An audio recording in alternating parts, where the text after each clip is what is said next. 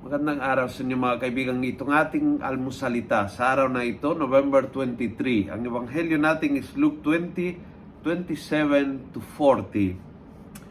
Sabi ni Jesus, "Yes, the dead will be raised, as Moses revealed at the burning bush, when he called the Lord the God of Abraham and the God of Isaac and the God of Jacob.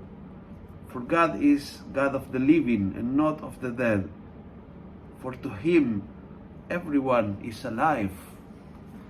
Ito isa sa pinakamalalim na katotohanan ng ating pananampalataya.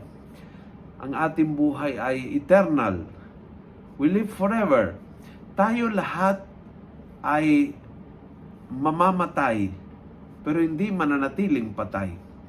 So, nobody is dead, but a lot of people died.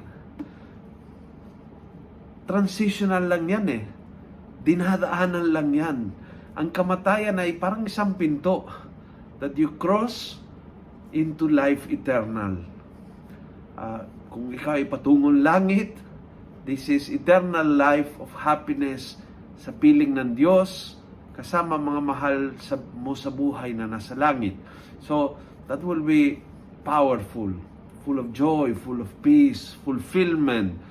Walang karamdaman, walang sakit, walang hinanakit.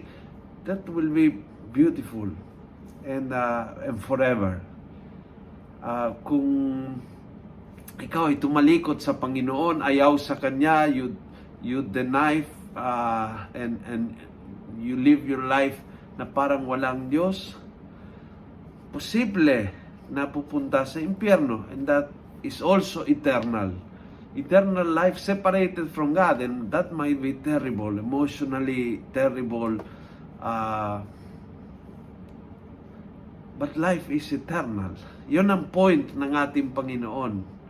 Hindi siya Diyos na mga patay. Siya ay Diyos na mga buhay.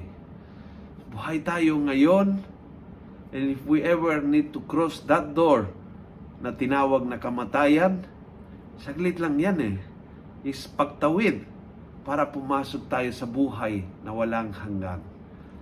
Ang biyaya ng bagong buhay ay isa sa pinakamalalim na bunga ng muling pagkabuhay ni Jesus.